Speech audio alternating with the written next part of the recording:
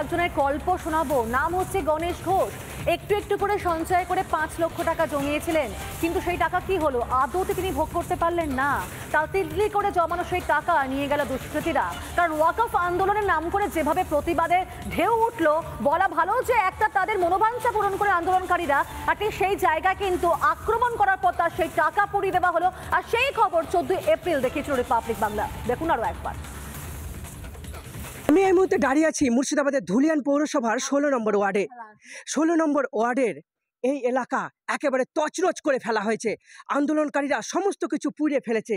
এখানে ছিল গোশালা, গোশালার গরু বাঁধা ছিল এখানে, কিন্তু গোমাতাকেও পুড়িয়ে ফেলা হয়েছে, আগুন দিয়ে দেওয়া হয়েছে। এতটাই নৃশংসভাবে অত্যাচার করা হয়েছে যে আন্দোলনকারীদের কাছ থেকে রেহাই পায়নি গবাদি পশু। মনে হচ্ছে না এটা মুর্শিদাবাদের ধুলিয়ান, মনে হচ্ছে এটা লেবানন, পাকিস্তান বা যুদ্ধ বিধ্বস্ত কোনো দেশ। গরু বাছুর সবকে পুড়িয়ে মেরে ফেলেছে, ছাগল গরু সব পুড়িয়ে মেরে ফেলে দিয়েছে। আমার ঘর বাড়ি সব পুড়িয়ে দিয়ে, টাকা পয়সা যা ছিল ধন দৌলত সব পুড়িয়ে ফেলেছে। বাংলাদেশ করার লেগে এরকম করেছে।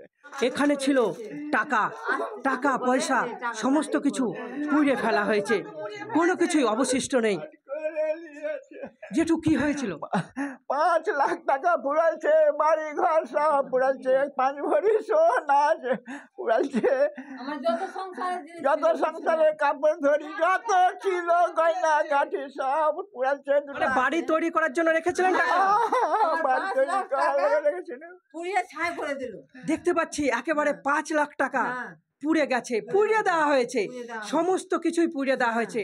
তারা এই 5 লাখ টাকা জোগাড় করে রেখেছিলেন যাতে তারা একটি সুন্দর বাড়ি তৈরি করতে পারেন, কিন্তু সেই বাড়ি তৈরি করা তাদের হলো না, সমস্ত কিছুই পুড়িয়ে ফেলা হলো। এই বাড়ির বাসিন্দারা রীতিমতো আতঙ্কে রয়েছেন।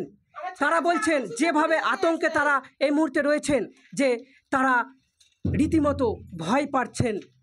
তাদেরকে আবারও হুমকি দেওয়া হচ্ছে, তাদেরকে বলা হচ্ছে যে বিএসএফ চলে গেলেই তাদের ওপর আবারও আক্রমণ করা হবে।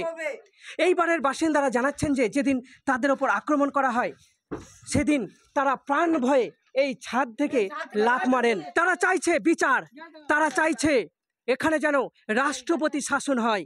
তারা রাষ্ট্রপতি শাসন চাইছে, কারণ যারা এখানে আক্রমণ করতে এসেছিল তারা তাদেরকে হুমকি দিয়েছে যে তারা এখানে বাংলাদেশ বানাবে। আপনাদেরকে হুমকি দেওয়া হচ্ছে বাংলাদেশের মতন করে তোমাদেরকে পুড়িয়ে টাঙবো, এই ঘরে ভরে দিয়ে হলে আমরা ধাপ মেরে বাংলাদেশের মতো করে আপনাদেরকে পুড়িয়ে ফেলা হবে বলছে। গাছে উপরে পুড়াবো, বেঁধে টাঙবো, দিয়ে পুড়াবো।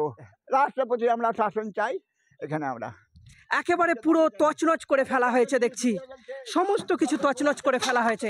এতটাই নৃশংসভাবে অত্যাচার করা হয়েছে।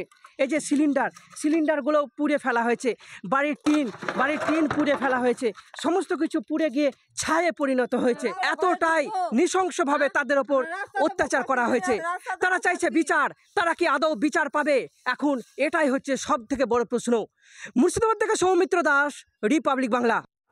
নানা ধরনের কন্টেন্ট দেখার জন্য লাইক করুন, শেয়ার করুন আমাদের ফেসবুক পেজ, সাবস্ক্রাইব করুন আমাদের ইউটিউব চ্যানেল। পাশাপাশি অন্যান্য ব্রেকিং নিউজের জন্য অবশ্যই চোখ রাখুন রিপাবলিক বাংলায়।